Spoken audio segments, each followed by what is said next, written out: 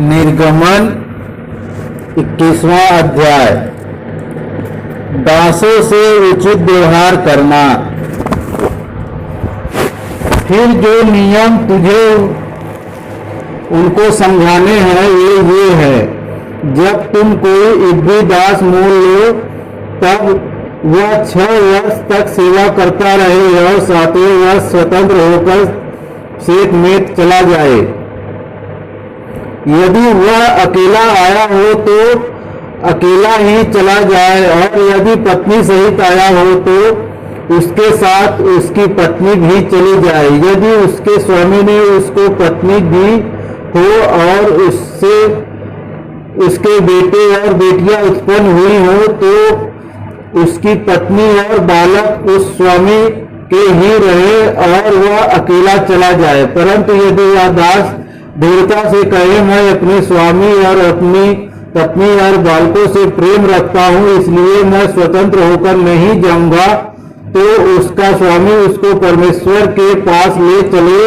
फिर उसको द्वार के किवाड़ या बाजू के पास ले जाकर उसके कान में सुतारी से छेद करे, तब वह सदा उसकी सेवा करता रहे। यदि कोई अपनी बेटी को दासी होने के लिए बेच डाले तो वह दासी के समान बाहर न जाए। यदि उसका स्वामी उसको अपनी पत्नी बनाए और फिर उससे प्रसन्न न रहे तो वह उसे दाम से छुड़ाई जाने दे। उसका विश्वासघात करने के बाद उसे विदेशी लोगों के हाथ बेचने का उसको अधिकार न होगा। यदि उसने उसका अपने बेटे से विवाह कर दिया हो तो उससे बेटी का सा व्यवहार करे, चाहे वह दूसरी पत्नी कर ले तो भी वह उसका भोजन, वस्त्र और संगति न घटाए। और यदि वह इन 3 बातों में गति करे तो वह स्त्री बिना दाम चुकाए ही चली जाए। हिंसक कार्यों से संबंधित नियम। जो किसी मनुष्य को ऐसा मारे कि वह मर जाए तो वह भी निश्चय मार डाला जाए। यदि वह उसकी घात में न बैठा हो और परमेश्वर की इच्छा ही से वह उसके हाथ में पड़ गया हो तो ऐसे मारने वाले के भागने के लिए मैं एक स्थान ठहराऊंगा जहां वह भाग जाए। परंतु यदि कोई ढिठाई से किसी पर चढ़ाई करके उसे छल से घात करे तो उसको मार डालने के लिए मेरी बेदी के पास से भी अलग ले जाना।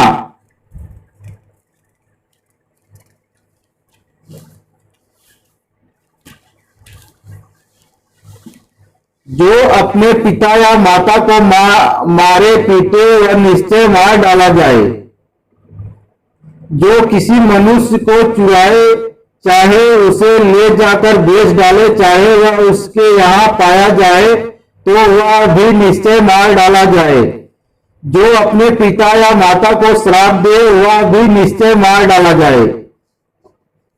यदि मनुष्य झगड़ते हों और एक दूसरे को पत्थर या मुक्के से ऐसा मारे कि वह मरे नहीं परंतु बिछौने पर पड़ा रहे, तो जब वह उठकर लाठी के सहारे से बाहर चलने फिरने लगे तब वह मारने वाला निर्दोष ठहरे। उस दशा में वह उसके पड़े रहने के समय की हानि भर दे और उसको भला चंगा भी करा दे।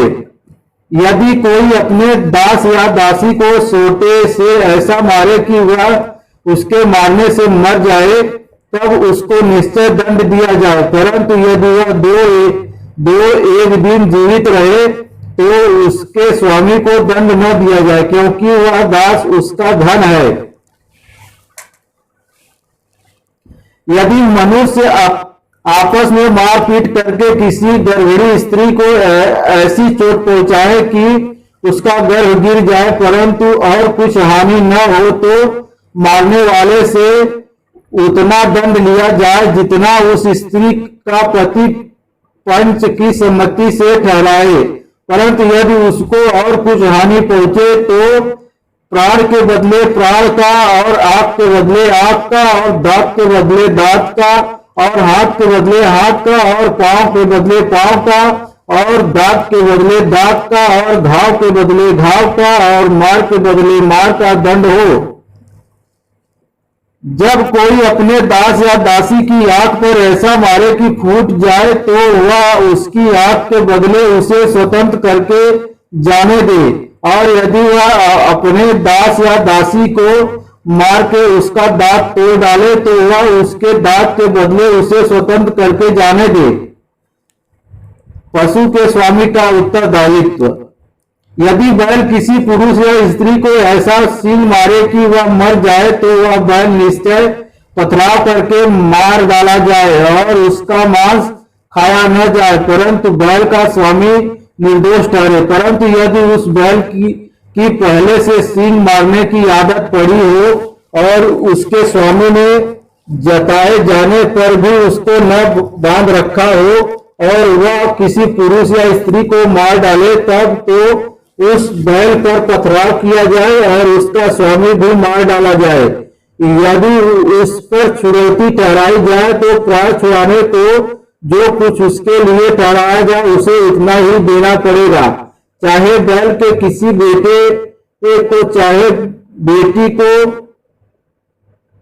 मारा हो, चाहे बैल ने किसी बेटे को चाहे बेटी को मारा हो, तभी इसी नियम के अनुसार उसके स्वामी के साथ व्यवहार किया जाए। यदि बैल ने किसी दास या दासी को सींग मारा हो, तो बैल का स्वामी उस दास के स्वामी को 30 सके रुपया दे और उस बैल पर पथराव किया जाए।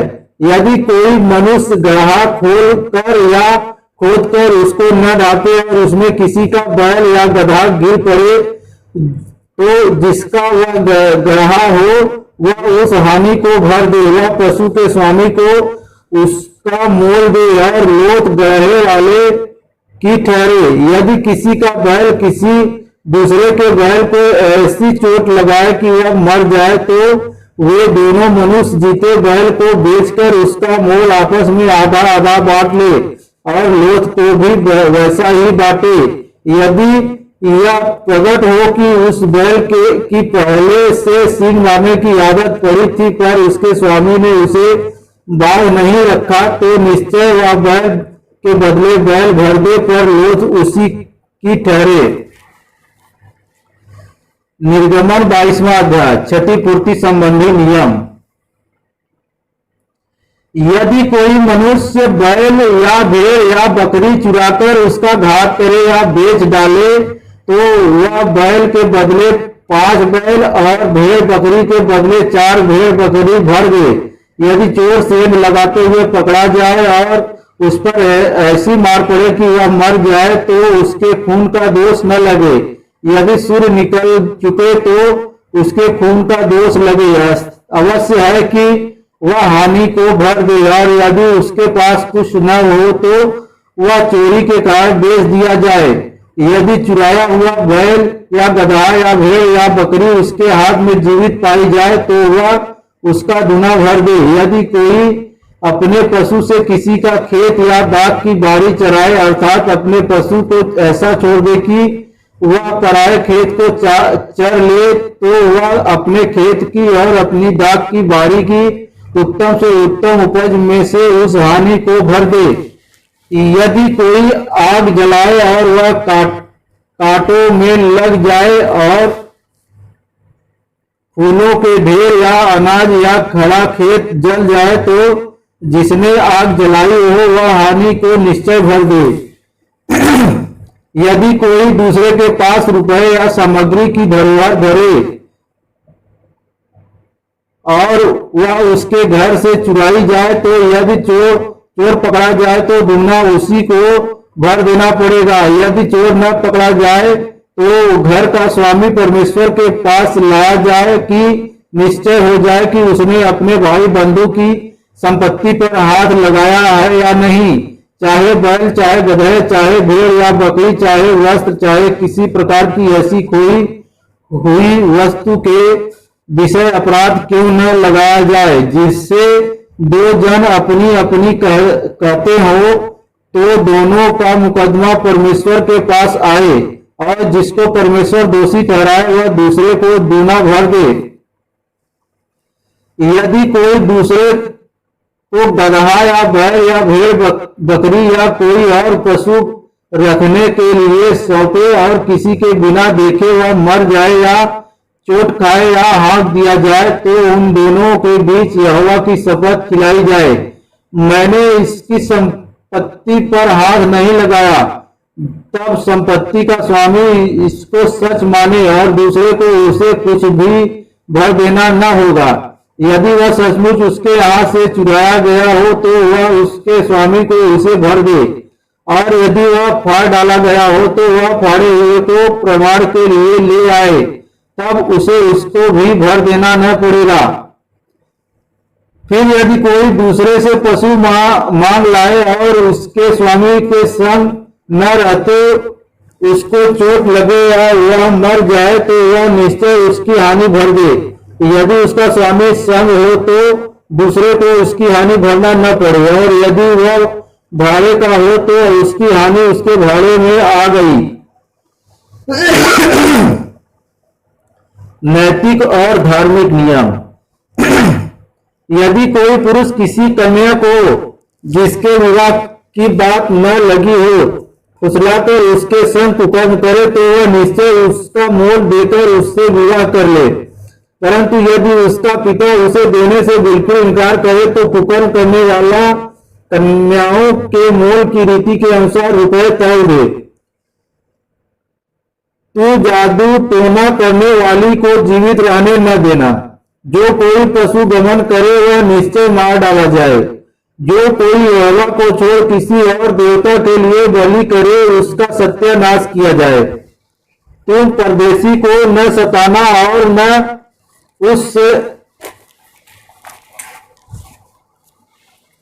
उस पर अंधेर करना, क्योंकि मिस्र देश में तुम भी परदेशी थे। किसी विधवा या अनाथ बालक को दुख न देना। यदि तुम ऐसों को किसी प्रकार का दुख दो और वे मेरी दुहाई दे, तो मैं निश्चय उनकी दुहाई सुनूंगा। तब मेरा क्रोध भड़केगा और मैं तुमको तलवार से मरवाऊंगा, और तुम्हारी पत्नियां विधवा और तुम्हारे बालक अनाथ हो जाएंगे। यदि तुम मेरी प्रजा में से किसी दीन को जो तेरे पास रहता हो रुपए का ऋण दे, तो उससे महाजन के समान ब्याज न लेना। यदि तू कभी अपने भाई बंधु के वस्त्र को बंधक करके रख भी ले, तो सूर्य के अस्त होने तक उसको लौटा देना, क्योंकि वह उसका एक ही ओढ़ना है। उसकी देह का वही अकेला वस्त्र होगा, फिर वह किसे ओढ़कर सोएगा। और जब वह मेरी दुहाई देगा तब मैं उसकी सुनूंगा, क्योंकि मैं करुणामय हूं। परमेश्वर को श्राप न देना और न अपने लोगों के प्रधान को श्राप देना।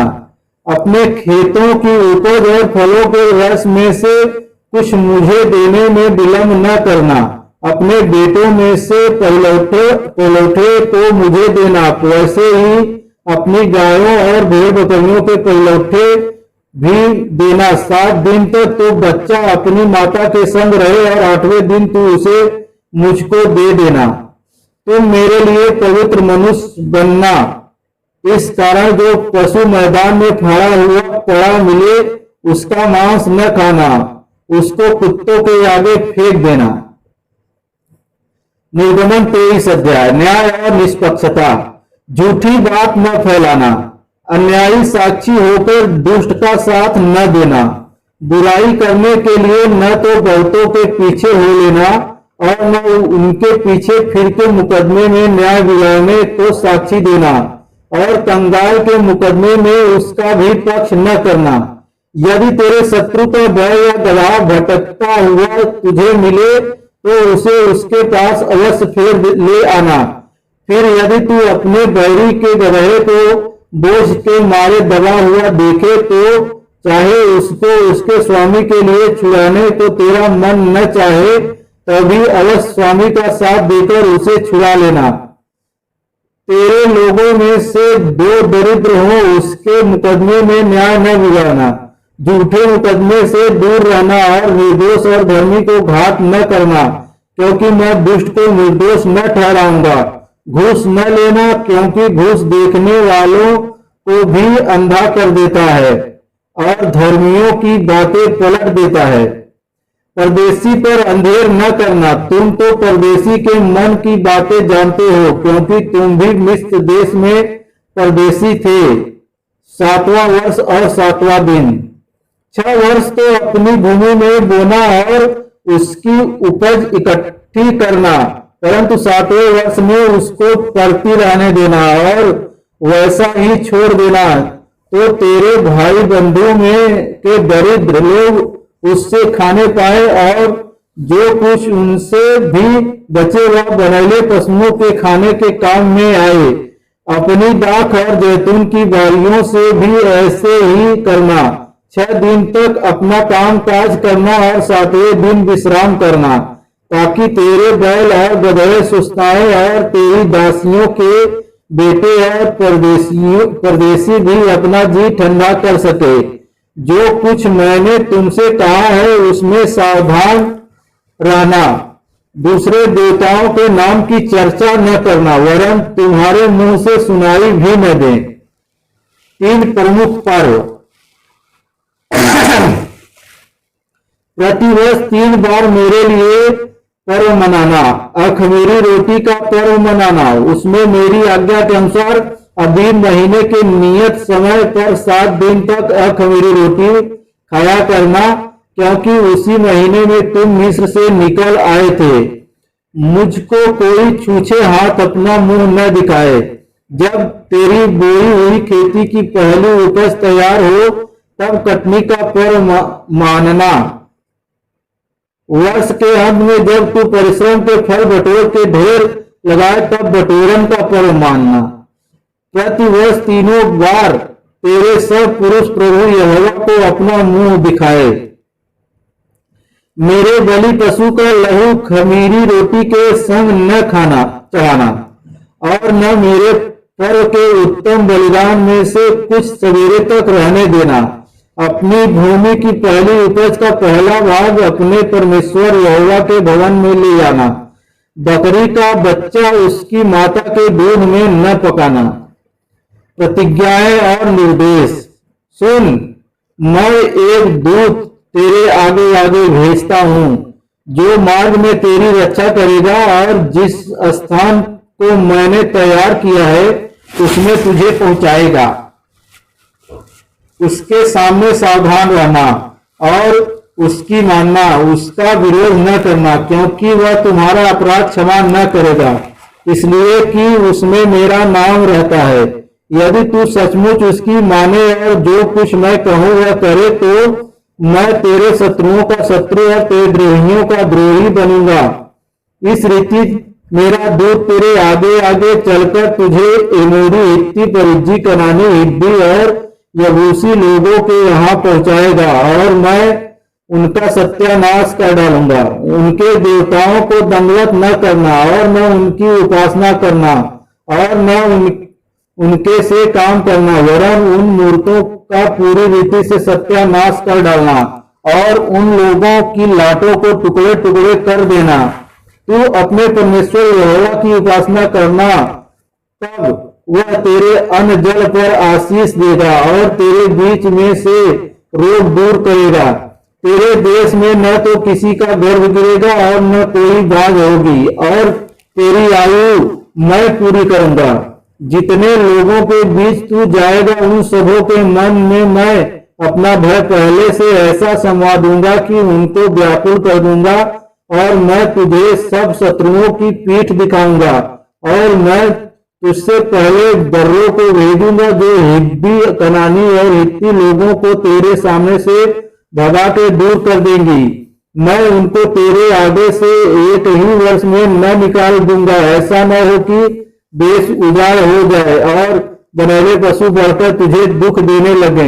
जब तक तू फूल फल कर देश को अपने अधिकार में न कर ले, तब तक मैं उन्हें तेरे आगे से थोड़ा थोड़ा करके निकालता रहूंगा, और लाल समुद्र से लेकर फलिस्तियों के समुद्र तक और जंगल से लेकर महानद तक के देश को तेरे बस में कर दूंगा।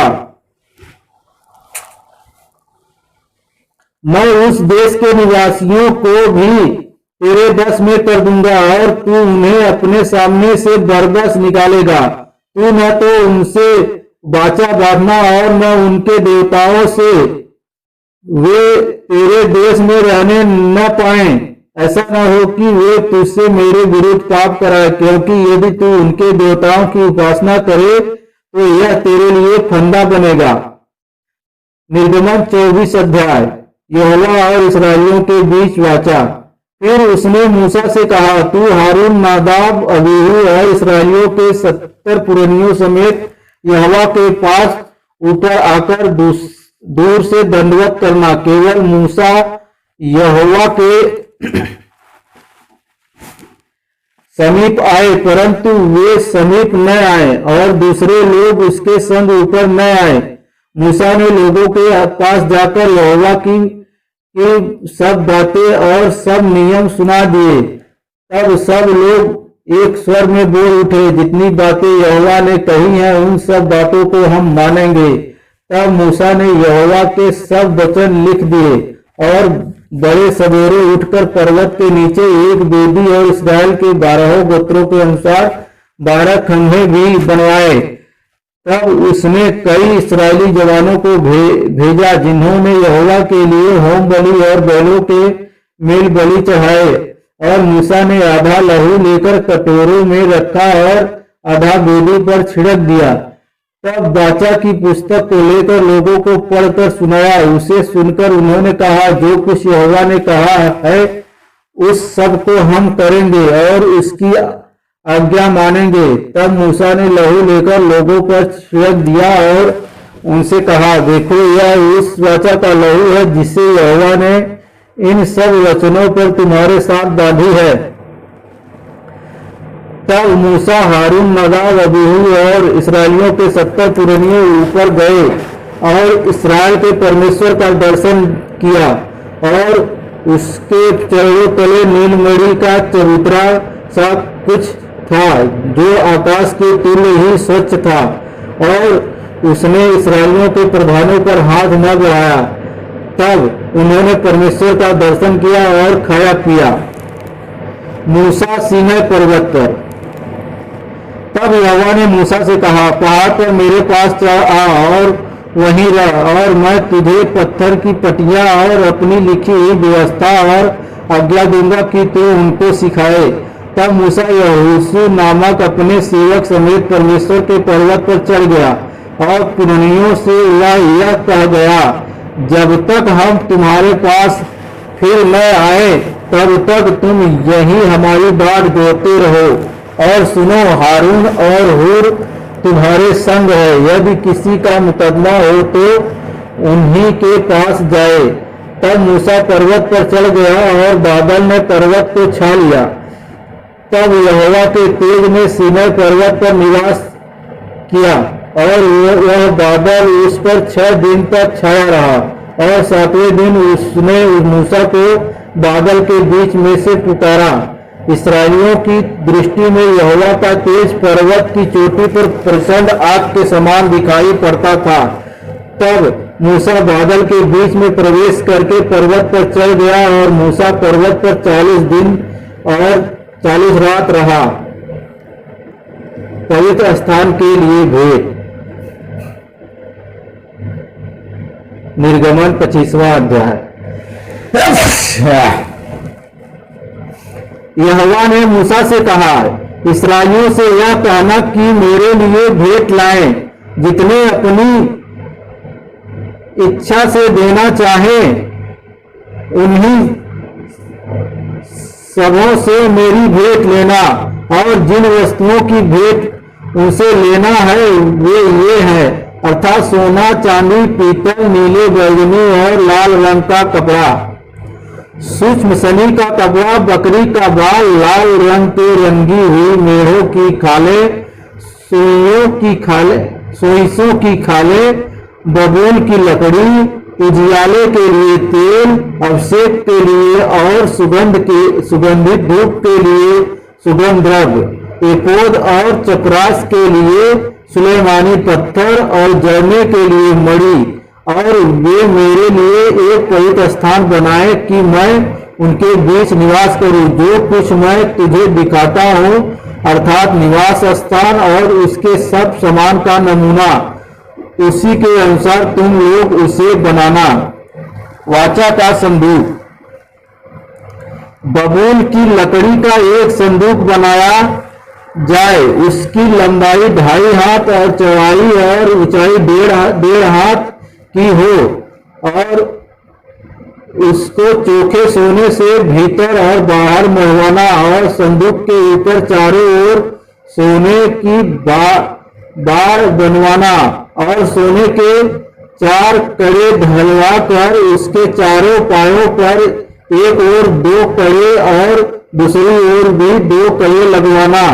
फिर बबूल की लकड़ी के डंडे बनवाना और उन्हें भी सोने से मढ़वाना और डंडों को संदूक के दोनों ओर से कड़ों में डालना, जिससे उनके बल संदूक उठाया जाए। वे डंडे संदूक के कड़ों में लगे रहें और उससे अलग न किए जाए, और जो भी साक्षी पत्र मैं तुझे दूंगा उसे उसी संदूक में रखना। फिर चोखे सोने का एक प्रायश्चित का ढकना बनवाना। उसकी लंबाई 2.5 हाथ और चौड़ाई 1.5 हाथ की हो और सोना ढाल कर 2 करूब बनवाकर प्रायश्चित के ढक्कन के दोनों सिरों पर लगवाना। एक करूब एक सिरे पर और दूसरा करूब दूसरे सिरे पर लगवाना और करूबों को और प्रायश्चित के ढकने को एक ही टुकड़े से बनाकर उसके दोनों सिरों पर लगवाना। उन करूबों के पंख ऊपर से ऐसे फैले हुए बने कि प्रायश्चित का ढकना उनसे ढका रहे और उनके मुख आमने सामने और प्रायश्चित के ढकने की ओर रहे और प्रायश्चित के ढकने को संदूक के ऊपर लगवाना। और जो साक्षी पत्र मैं तुझे दूंगा उसे संदूक के भीतर रखना। मैं उसके ऊपर रहकर तुझसे मिला करूंगा और इस्राएलियों के लिए जितनी आज्ञाएं मुझको तुझे देनी होंगी उन सबों के विषय मैं प्रायश्चित के ढकने के ऊपर और उन करूबों के बीच में से जो साक्षी पत्र के संदूक पर होंगे तुझसे वार्तालाप किया करूंगा। पवित्र मेज। फिर बबूल की लकड़ी एक मेज बनवाना। उसकी लंबाई 2 हाथ, चौड़ाई 1 हाथ और ऊंचाई 1.5 हाथ की हो। उसे चोखे सोने से मढ़वाना और उसके चारों ओर सोने की एक बाड़ बनवाना और उसके चारों ओर 4 उंगली चौड़ी एक पटरी बनवाना और इस पटरी के चारों ओर सोने की एक बाड़ बनवाना और सोने के 4 कड़े बनवाकर मेज के उन चारों कोनों को लगवाना जो उसके चारों पायों में होंगे। वे कड़े पटरी के पास ही हों और डंडों के घरों का काम दे कि मेज उन्हीं के बल उठाई जाए। डंडों के बबूल की लकड़ी के बनवाकर सोने से मढ़वाना और मेज उन्हीं से उठाई जाए और उसके परात के धूपदान और चमचे और मिलने के कटोरे सब चोखे सोने के बनवाना और मेज पर मेरे आगे भेंट की रोटियां नित्य रखा करना। सोने की दीवट। फिर चोखे सोने की एक दीवट बनवाना। सोना ढलवाकर वह दीवट पाए और डंडी सहित बनाया जाए। उसके पुष्पकोश, गांठ और फूल सब एक ही टुकड़े के बने और उसके किनारों से 6 डालियां निकले। 3 डालियां तो दीवट के एक ओर से और 3 डालियां उसके दूसरी ओर से निकली हुई हो। एक डाली में बादाम के फूल के समान 3 पुष्पकोश, एक गांठ और एक फूल हो। दीवट से निकली हुई 6 डालियों का यही आकार या रूप हो और दीवट की ठंडी डंडी में बादाम के फूल के समान 4 पुष्पकोश अपनी अपनी गांठ और फूल समेत हो और दीवट से निकली हुई 6 डालियों में से 2 डालियों के नीचे एक गांठ हो। वे दीवट समेत एक ही टुकड़े के बने हुए हो। उनकी गांठें और डालियां सब दीवट समेत एक ही टुकड़े की हो। चोखा सोना ढलवाकर पूरा दीवट एक ही टुकड़े का बनवाना और 7 दीवट बनवाना और